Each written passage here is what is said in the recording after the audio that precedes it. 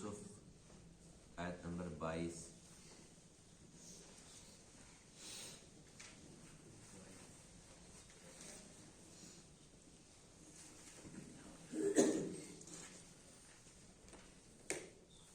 اعوذ باللہ من الشیطان الرجیم،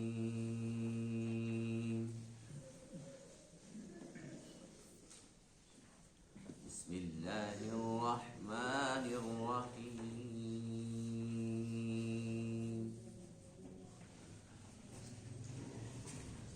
وراودته التي هو في بيتها عن نفسه وغلقت الأبواب وقالت هيت لك، قال معاذ الله إنه ربي أحسن مثواي إنه لا يفلح الظالمون،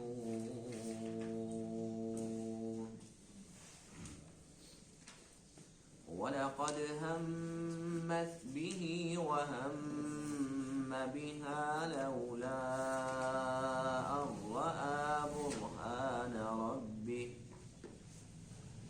كذلك لنصرف عنه السوء والفحشاء إنه من عبادنا المخلصين،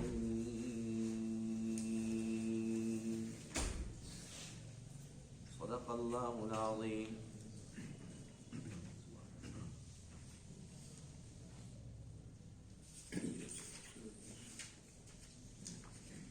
گزشتہ آیت میں حضرت یوسف علیہ نبینا علیہ السلام کا تذکرہ تھا، کس طریقے سے اللہ تعالیٰ نے مصر میں عزیز مصر کے گھر آپ کو بہت بہترین ٹھکانہ، بہت اچھی رہائش، بہت عزت والی رہائش عطا فرمائی۔ عزیز مصر کے دل میں اللہ تعالیٰ نے یوسف کی محبت ڈال دی، اور اس نے یوسف کو دیکھتے ہی یہ رائے قائم کی تھی کہ یہ یا تو ہم اس کو بیٹا بنائیں گے، یا یہ کہ ہمیں اس سے کوئی نہ کوئی نفع پہنچے گا۔ یوسف علیہ السلام بچے تھے، بہت عرصے کے بعد جب آپ جوان ہوئے، 30 یا 35 برس کی عمر کو پہنچے، اللہ تعالیٰ نے آپ کو حکمت، علم عطا فرمایا، دانائی عطا فرمائی، سمجھ بوجھ، حکمت۔ اب وہ یہ کہ اس گھر میں رہتے ہوئے آپ پر ایک آزمائش آئی، اور آزمائش بھی چھوٹی موٹی نہیں، بہت بڑی آزمائش۔ اس کی آزمائش کا ذکر آج کے درس میں ہے۔ وہ یہ کہ عزیز مصر کی جو بیوی تھی زلیخا، وہ چونکہ ہر روز دیکھتی تھی کہ یوسف بہت زیادہ خوبصورت ہے، اور یہ کہ اس میں کسی قسم کا کوئی عیب نہیں ہے، عزیز مصر نے زلیخا کو یہ حکم دے رکھا تھا کہ اس کا بہت زیادہ خیال رکھنا ہے، اس کو اپنا سمجھنا ہے۔ کھانا دیتی تھی، کپڑے وغیرہ دیتی تھی، لیکن جب وہ خدمت کرتی تھی تو وہ اور زیادہ قریب ہوتے ہوتے ہوتے اس کے دل کے اندر یوسف کی محبت بیٹھ گئی، اور محبت بھی ناجائز، اس لیے کہ وہ ایک شادی شدہ عورت تھی، اس کا شوہر زندہ تھا، موجود تھا، اس کے ہوتے ہوئے اس کے لیے کسی بھی صورت جائز نہیں تھا کہ وہ کسی اور مرد کی طرف نگاہ اٹھائے۔ اس لیے اس نے جو بھی اپنے دل کے اندر محبت پال رکھی تھی وہ سراسر ناجائز تھی، لیکن بہرحال یک طرفہ بات تھی۔ یوسف علیہ السلام چونکہ اللہ تعالیٰ کے نبی بننے والے تھے، اللہ کے نبی معصوم ہوتے ہیں، وہ تو سوچ بھی نہیں سکتے۔ زلیخا نے ایک مرتبہ یہ کیا کہ دیکھا بھی گھر میں کوئی نہیں ہے، اس کے بچے تو تھے نہیں، یہ بھی تسلی تھی کہ عزیز مصر کام پہ چلا گیا ہے، دفتر میں چلا گیا۔ اس نے گھر کے سارے دروازے بند کر دیے. دروازے بند کر کے اور یوسف کے پاس آ کر یہ کہا ہائی تلک، آؤ میری طرف آؤ. یعنی کہ کھلے عام برائی کی دعوت دی. یوسف علیہ السلام کا جو رد عمل تھا وہ یہ تھا، سب سے پہلے آپ کے مبارک منہ سے جو مبارک کلمات نکلے وہ تھے معاذ اللہ، اللہ کی پناہ. اور میں کہ اللہ کی پناہ یہ تو نے سوچ کیسے لیا؟ ایک تو یہ کہ یہ بہت بڑا گناہ ہے، ناجائز بات ہے، حرام کام ہے. دوسرا یہ کہ میں تو بڑے عزت دار گھرانے سے تعلق رکھتا ہوں اور عزیز مصر مجھے اپنے گھر لے کر آیا، مجھے خرید کر لایا، مجھے غلام بنا کر لایا، لیکن گھر میں آ کے جو مجھے پروٹوکول دیا، جو مجھے عزت دی، مجھے اپنا بیٹا تک اس نے مانا، تو کیا میں اس کے ساتھ خیانت کروں، اس کی امانت کی طرف دیکھوں؟ یہ تو بہت بڑی احسان فراموشی والی بات ہے. وہ میرا محسن ہے، وہ میرا مالک ہے، تو نے کیسے سوچ لیا؟ اس موقع پہ اللہ فرماتے ہیں کہ یوسف علیہ السلام بھی چونکہ انسان تھے، زلیخا بھی انسان تھی، تو برائی کا خیال دل میں آنا صرف خیال آنے پر مواخذہ نہیں ہے اور یہ کوئی گناہ نہیں ہے. خیال لانا یہ برا ہے، خیال کا آ جانا برا نہیں ہے. تو اس طریقے سے ایک وسوسہ پیدا ہوا یوسف کے دل میں، وسوسہ، جبکہ دوسری طرف جو تھا وہ قصد تھا، ارادہ تھا.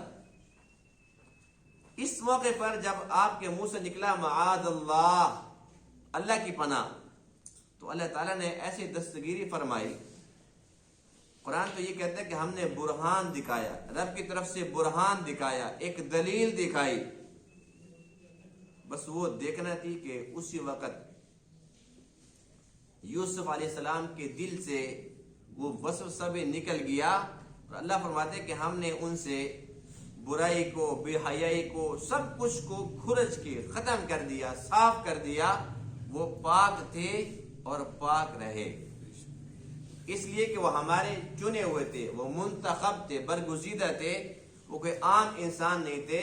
اس موقع پر اگر کوئی عام انسان ہوتا تو ایسے موقع کو وہ کبھی بھی ضائع نہ ہونے دیتا. وہ کہتا کہ بڑا بہترین موقع ہے کہ جب آفت دوسری جانب سے ہے اور وہ ایک عام انسان ہوتا تو ظاہر سی بات ہے کہ عام انسان تو پھر گناہ گار ہوتے ہیں. جب دوسری طرف سے گناہ کی ایک آفت ہوئی تو یہ بھی کہتا ٹھیک ہے کوئی بات نہیں، لیکن یہ عام انسان نہیں تھے، اللہ کے نبی تھے. اللہ کے نبی انسان ہوتے ہیں لیکن عام انسان نہیں ہوتے. ترجمہ دیکھیے اس کا، وراودته التي هو في بيتها عن نفسه، اور بہکایا، پھسلایا اس عورت نے، ہوا فی بیتها، جس کے گھر میں یوسف تھے، یوسف کو پھسلایا، عن نفسه، اس کے نفس سے، اس کے جی میں اس کو ورغلانے کی کوشش کی. وغلقت الابواب، اور اس نے سارے کے سارے دروازے بند کر دیے. وقالت، اور کہنے لگی، ہیت لک، جلدی آؤ میری طرف. قالا، یوسف کہنے لگے، معاذ اللہ، اللہ کی پناہ. انہ ربی، بے شک وہ عزیز مصر وہ میرا مالک ہے.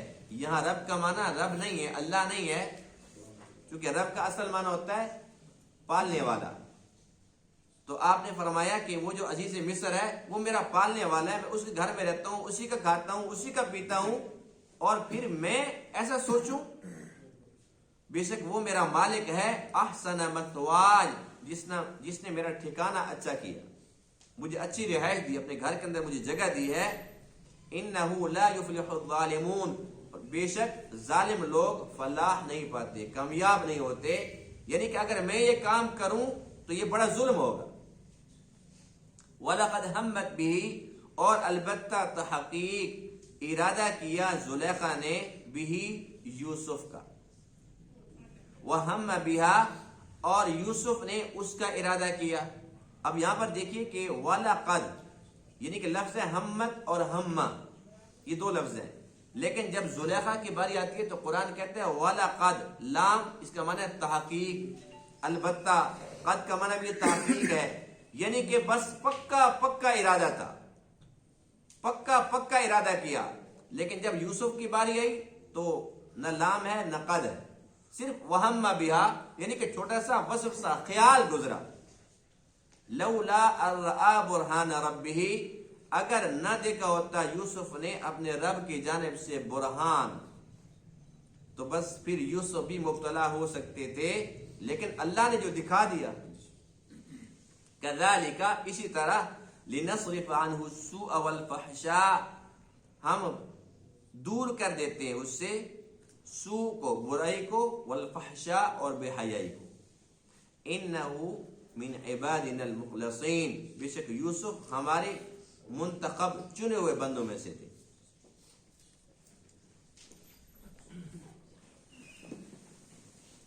اللہ تعالیٰ کے پیاروں پر آزمائشیں آتی ہیں، اور آتی بھی بڑی بڑی ہیں،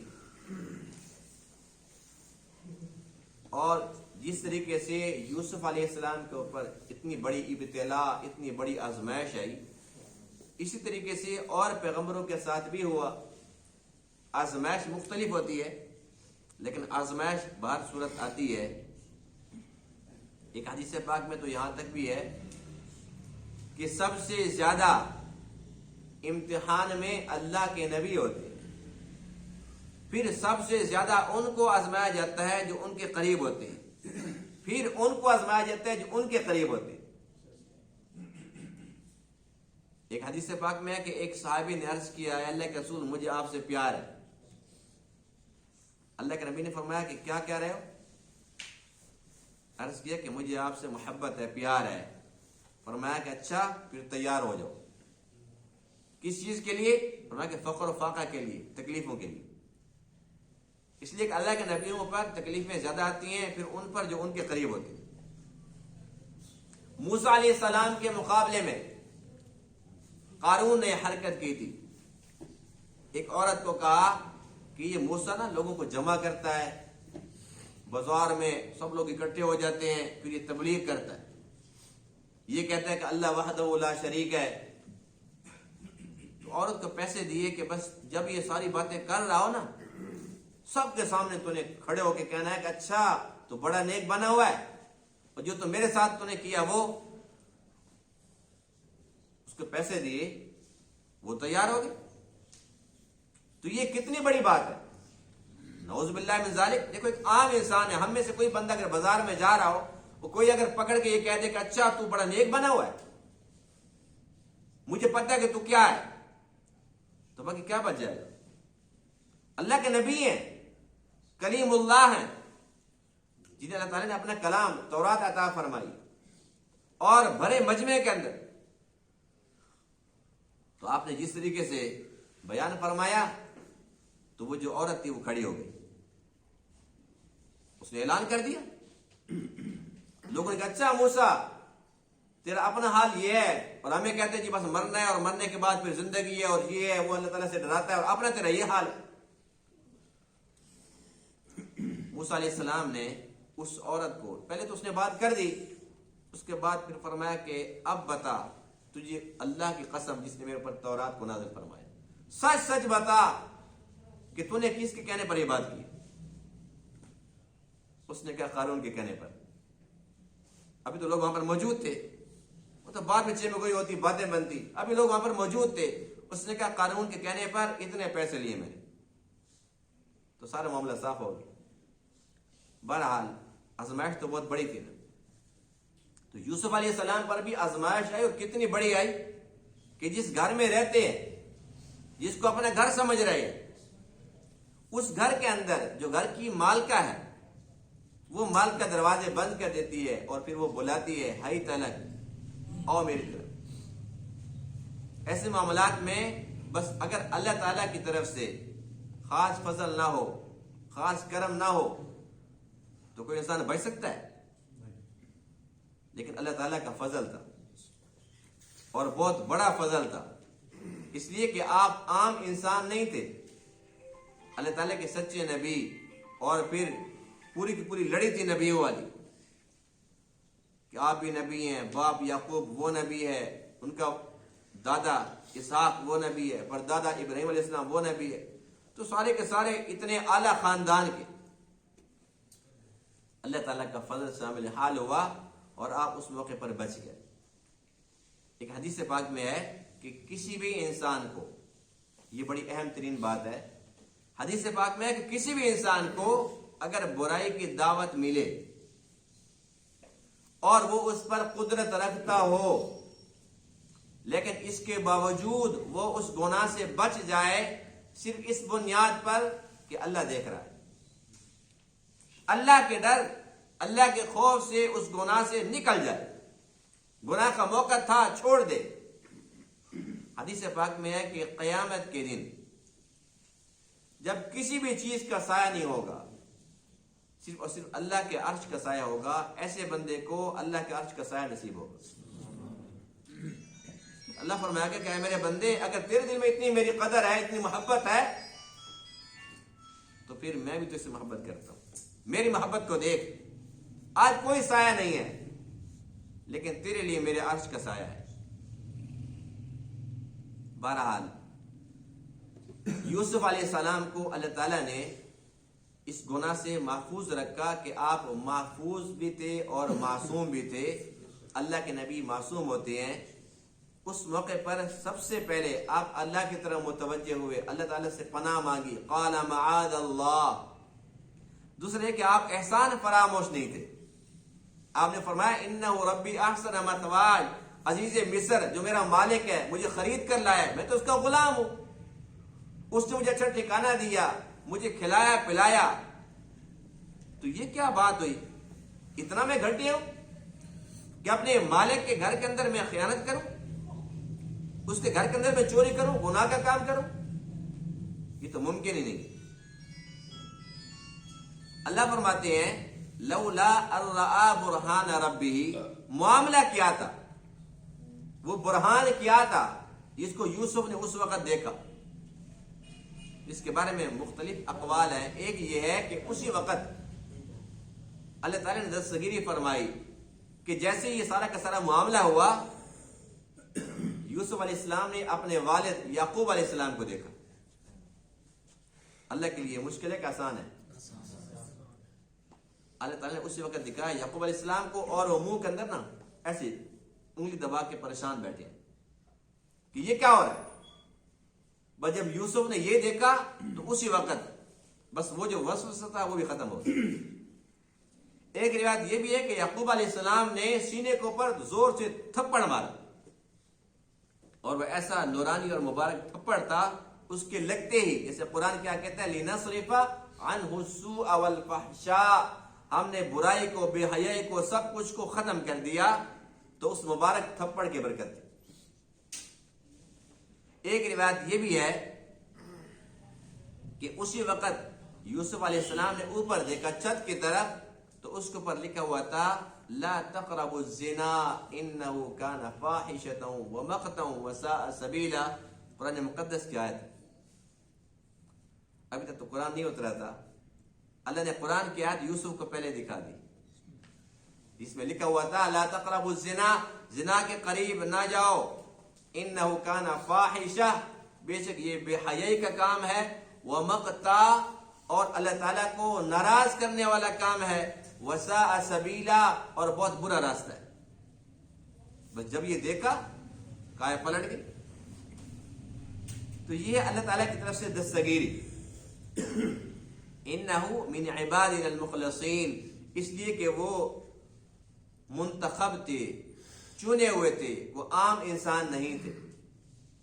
تو دیکھو اللہ تعالیٰ کے نبی کی تعریف کیا ہے، وہ کیسے معصوم ہوتا ہے، اس لیے کہ براہ راست وہ اللہ تعالیٰ کی تربیت میں ہوتا ہے، براہ راست اللہ ان کو تعلیم دیتا ہے، اللہ تعالیٰ ان کا تزکیہ کرتا ہے، اللہ تعالیٰ ان کی تربیت کرتا ہے، جس طریقے سے حدیث پاک میں ہے کہ جب حضور علیہ الصلوۃ والسلام کو اللہ تعالیٰ نے معراج پر بلانا تھا، پہلے جبرائیل کو بھیجا، جاؤ اور سینہ چاک کرو. سینہ چاک ہوا، اس کے بعد پھر دل مبارک کو نکالا، اس کے بعد زمزم سے اس کو دھویا، پاک صاف کیا، پھر اس کے اندر انوارات بھرے گئے. اس لیے کہ وہ عام انسان اوپر جا سکتا ہے، اس میں طاقت ہی نہیں ہے. لیکن یہ اتنا بلند ترین مقام تھا، بلند ترین درجہ تھا، تو پہلے انوارات بھرے گئے، یعنی کہ اس کے اندر وہ طاقت ڈالی گئی جو یہ سب کچھ کو برداشت کر پائے. ورنہ اللہ تو وہی ہے نا. جب موسیٰ علیہ السلام نے التجا کی، اے اللہ تیرے ساتھ باتیں کرتا ہوں اور شوق بڑھتا ہے کہ تجھے دیکھوں. قال رب ارنی انظر الیک، ایک دفعہ تو دیدار کرائی دے. اللہ نے کیا فرمایا؟ لن ترانی، ہرگز نہیں دیکھ سکتے مجھے، ہرگز نہیں دیکھ سکتے. ولکن انظر الی الجبل، بہت شوق ہے دیکھنے کا، اب اس پہاڑ کو دیکھو. اگر اس پہاڑ کو تم دیکھتے ہو یہ میری تجلی کو برداشت کر لیتا ہے، پھر آپ بھی کر لو. اگر یہ برداشت نہیں کر سکتا تو یہ تو پہاڑ ہے، پہاڑ، پھر آپ کیسے کر سکتے؟ فَإِنِ اسْتَقَرَّ مَكَانَهُ فَسَوْفَ تَرَانِي، اگر یہ کھڑا رہا، یہ ٹھہر گیا، تو بس پھر آپ بھی دیدار کر لو گے. فَلَمَّا تَجَلَّى رَبُّهُ لِلْجَبَلِ، جب اللہ نے تجلی ڈالی، جَعَلَهُ دَكَّا، وہ ریزہ ریزہ ہو گیا. وَخَرَّ مُوسَىٰ صَاعِقًا، موسیٰ علیہ السلام بے ہوش ہو کر گر پڑے. فَلَمَّا أَفَاقَ قَالَ سُبْحَانَكَ تُبْتُ إِلَيْكَ، جب آپ بے ہوشی سے اٹھے، سب سے پہلا لفظ یہ تھا تُبْتُ إِلَيْكَ، اللہ میں توبہ کرتا ہوں، توبہ کرتا ہوں بس. تو دیکھو اللہ کے نبی موسیٰ دیکھنا چاہتے ہیں لیکن نہیں دیکھ سکتے. اتنی طاقت، اتنی پاور نہیں تھی، اس جہان میں دیکھنا ممکن نہیں تھا. جب اپنے محبوب کی باری آئی، پھر پہلے وہ طاقت ڈال دی، پہلے انوارات بھر دی، اس قابل بنا دیا، اب آؤ اور آ کر دیدار کرو. تو اللہ تعالیٰ اپنے نبیوں کے ساتھ ایسا رویہ رکھتا ہے، ایسا سلوک کرتا ہے، کیونکہ اللہ تعالیٰ کے چنے ہوئے ہوتے ہیں، چنے ہوئے. یہ بھی ایک بہت بڑا اعزاز ہے اللہ تعالیٰ کے احسان عظیم الحمدللہ کہ اللہ تعالیٰ نے ہمیں بھی ارواح میں سے چنا ہے. چنے کہ نہیں چنا؟ ہمیں چنا ہے اسلام کے لیے، اور پھر بہت سارے مسلمان تھے، پھر ہمیں ان میں سے چنا اپنے محبوب کی امت میں. اس کا احسان ہے کہ نہیں ہے؟ پھر امت میں بھی بہت سارے تھے، پھر ان میں سے چنا جو نماز پڑھیں گے. پھر بہت لوگ نماز پڑھتے ہیں، آئے اور آگے چلے گئے. پھر ہمیں چنا کہ نماز پڑھو، پھر آؤ بیٹھو میرے گھر میں تھوڑی دیر تشریف رکھو. اللہ کا احسان ہے کہ نہیں؟ جب تک اللہ کا فضل شامل حال نہ ہو، کوئی بندہ اس کا نام بھی نہیں لے سکتا. اس کے گھر میں آنا تو بہت بڑی بات ہے. ہمارا جس کے ساتھ معمولی تعلق ہوتا ہے، اگر ہمیں کہتا بھی جی آپ گھر کس وقت ہوتے ہیں، ہم کیا کہتے ہیں؟ تو کام بتا. نہیں جی بس میں گھر آؤں گا، پتہ نہیں میں گھر کس ٹائم ہوتا ہوں، بس میرے ساتھ بھی بات کر لو. یہ نہیں کہ ہم یہ چاہتے ہیں ہمارے گھر آئے نہیں. جس کا تعلق بہت زیادہ ہے، ہم اس سے پوچھتے ہیں کیا بات ہے، کوئی ناراضگی ہے، میرے گھر ہی نہیں آتے. اگر وہ آ جائے اور آ کر پھر کہتے اچھا میں چلتا ہوں، اتنا جلدی؟ تو اللہ کا معاملہ بھی ایسا ہوتا ہے بندوں کے ساتھ، جس کے ساتھ زیادہ پیار ہے اسے کہتے ہیں تو میرے گھر آ. اس سے بھی زیادہ پیار ہے، اب آ گیا تو جاتا کیوں ہے، بہت جلدی ہے. تو اللہ تعالیٰ چنتا ہے. اللہ تعالیٰ نے تمام ارواح میں سے خاص چنا جن کو نبی بنایا. تو اللہ فرماتے ہیں انہو من عبادنا المخلصین، جو یوسف تھے وہ چنے ہوئے لوگوں میں سے تھے، وہ عام نہیں تھے. یہ تو انسان، فرشتہ بھی نہیں تھے، جن بھی نہیں تھے، انسان تھے. لیکن جو لوگ یہ سمجھتے ہیں کہ نعوذ باللہ ہم نبیوں کو اپنے جیسا انسان سمجھتے ہیں، تو یہ بھی بڑی جہالت کی بات ہے. ہمارے جیسے کہاں ہیں؟ انسان ضرور ہوتے ہیں، جس طریقے سے ہر ایک انسان کی ایک نسل ہے کہ اس کا باپ، دادا، ماں، نانی، نانا، ان کا خاندان ہوتا ہے، لیکن فرشتوں کا نہیں ہوتا. جبرائیل کا کوئی خاندان ہے؟ میکائیل کا ہے کوئی خاندان؟ انسانوں کا ہے. اور یہ بڑے اعزاز کی بات ہے یہ بڑے فخر کی بات ہے. اب بکری کا بچہ پیدا ہوتا ہے, اس کا کوئی خاندان ہوتا ہے؟ بس بکری کا بچہ پیدا ہو گیا, بس پیدا ہو گیا مر گیا تو کوئی بات نہیں. لیکن انسان کا بچہ آیا دنیا میں تو سارے خاندانوں میں خوشیاں, وہ فلانے کا بیٹا ہو گیا, وہ میرا تو بھتیجا پیدا ہو گیا, میرا بھانجا پیدا ہو گیا, میرا نواسا ہو گیا, میرا پوتا ہو گیا. یعنی کہ ادھر سے خاندان ادھر سے خاندان, ایک بچے کے لیے سارے کے سارے خاندان سر پہ کھڑے ہو جاتے. یہ اعزاز ہے کہ نہیں؟ تو اللہ تعالیٰ نے انسانوں کے اندر انسانوں کو نبی بنا کر بھیجا, یہ ایک اعزاز کی بات ہے. لیکن وہ انسان عام نہیں تھے. ہم سوتے ہیں تو ہمارا وضو ٹوٹ جاتا ہے. اللہ کے نبی فرماتے ہیں کہ جب نبی سوتا ہے اس کا وضو نہیں ٹوٹتا. کیوں نہیں ٹوٹتا؟ فرمایا اس لیے کہ جب میں سوتا ہوں تو میری آنکھیں سوتی ہیں اور میرا دل جاگ رہا ہو. غفلت والی بات ہوتی نہیں, غفلت کی نیند ہوتی نہیں. ہمارے پسینے سے بدبو آتی ہے, نبی کے پسینے سے خوشبو آتی ہے. تو اللہ کے نبی جو ہیں وہ عام انسانی ہوتے ہیں. بس یوں سمجھ لیں کہ جس طریقے سے بظاہر عام پانی اور زمزم کا پانی کو فرق ہوتا ہے, بظاہر تو کوئی فرق نہیں ہے, لیکن حقیقت میں بڑا فرق ہے. یہ عام پانی ہے اور وہ جنت کے چشمے سے آتا. دنیا پی رہی ہے, جو گئے ہیں وہ بھی پیتے ہیں اور جو نہیں گئے وہ بھی پی چکے ہیں. ہر ایک بندہ جاتا ہے وہاں جس کو اللہ تعالیٰ بلاتا ہے, پھر وہاں سے وہ لے آتا ہے, پورے خاندان کو پلاتا ہے. اور تقریباً ہر گھر میں ہر وقت یہ پانی ہوتا ہے.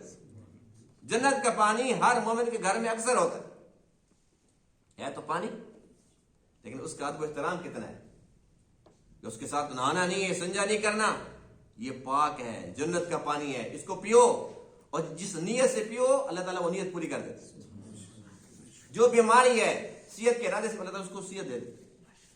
تو یہ نظر تو پانی آتا ہے لیکن عام نہیں ہے, خاص ہے.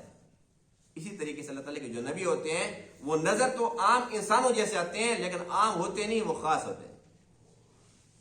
بہرحال اللہ کا فضل تھا یوسف علیہ السلام پر. اللہ کے فضل کا ہر بندہ محتاج ہے. اس سے یہ بھی سبق ملتا ہے کہ بے شک اللہ کے نبی کیوں نہ ہو, اگر اللہ تعالیٰ یہ برہان نہ دکھاتے, اللہ دستگیری نہ فرماتے تو برائی سے بچنا ممکن نہیں تھا. اس لیے حدیث پاک میں ہے کہ کوئی بھی انسان اللہ کے فضل کے بغیر جنت میں نہیں داخل ہو سکے گا. امی عائشہ رضی اللہ عنہ فرماتی ہیں کیا آپ بھی فرمایا کہ ہاں میں بھی. سبحان اللہ, ہاں میں بھی, اللہ کے فضل کے بغیر میں بھی داخل نہیں ہو سکوں گا. کوئی انسان اپنے اعمال پہ گھمنڈ کرتا ہے اور کہتا ہے جی میرے پاس اتنی نمازیں ہیں, آج تک میں نے نماز نہیں چھوڑی, میں نے کوئی روزہ نہیں چھوڑا, سوال ہی پیدا نہیں ہوتا. اللہ پکڑنے پہ آ جائے نا, کوئی نہیں بچ سکتا. بس جب وہ معاف کرنے پہ آ جائے, چھوٹے سے عمل کو کہتے جاؤ عیش کرو. ایک محدث ساری زندگی حدیث پڑھاتے تھے اور لکھتے تھے. پہلے دور میں نا یہ قلم نہیں ہوتے تھے, وہ عام کے ہم تختی لکھتے تھے, وہ قلم, پھر وہ دبونا دوات میں, پھر اس کے بعد لکھنا, حدیث کو لکھنا بڑا مشکل کام تھا. بڑے محدث سے جب وہ فوت ہوئے اس کے بعد کسی بزرگ کو ملے, انہوں نے پوچھا بتاؤ بھائی کیا معاملہ ہوا. اب تو بڑے محدث سے, بڑے اللہ والے تھے, بڑے تہجد گزار. انہوں نے فرمایا کہ بھائی جب وہاں پر چھانا لگا نا سارا کچھ ختم, سب کچھ ختم. وہ تو اللہ تعالیٰ کا فضل ہوا. اللہ فرماتے ہیں کہ ایک مرتبہ جب تو حدیث لکھ رہا تھا, سیاہی ایسے لگائی اور لکھنے لگا, وہاں مکھی آ گئی اور بڑی پیاسی تھی, وہ قلم کے اوپر بیٹھ گئی, اس کو چوسنے لگی, پیاس بجھانے لگی. تو اس وقت جو ہے نا تو نے تھوڑا سا صبر کی کہ حدیث نہیں لکھتا ہوں, لکھوں گا بیچاری اڑ جائے گی, یعنی پہلے پیاس بجھا لے. اللہ فرماتے ہیں تیرے یہ عمل پسند آ گیا, اس عمل سے بخشش ہو گئی, ورنہ ساری زندگی حدیث پڑھنا پڑھانا لکھنا وہ سب کا سب ختم ہو گیا. اس لیے کسی انسان کو گھمنڈ نہیں کرنا چاہیے, بس بہت زیادہ نیکیاں کرنی چاہیے, اچھے اچھے اعمال کرنے چاہیے. ہو سکتا ہے ان میں سے کوئی ایک تو پسند آ جائے. سب سے بڑی بات اللہ کا فضل ہے. ہمیں چاہیے کہ اللہ تعالیٰ سے اللہ کا فضل مانگتے رہیں. اللہ کا فضل مل گیا تو سب کچھ مل جائے گا. اللہ تعالیٰ تمام باتوں کو سمجھنے عمل کرنے کی توفیق عطا فرمائے. وآخر دعوانا الحمدللہ رب العالمین.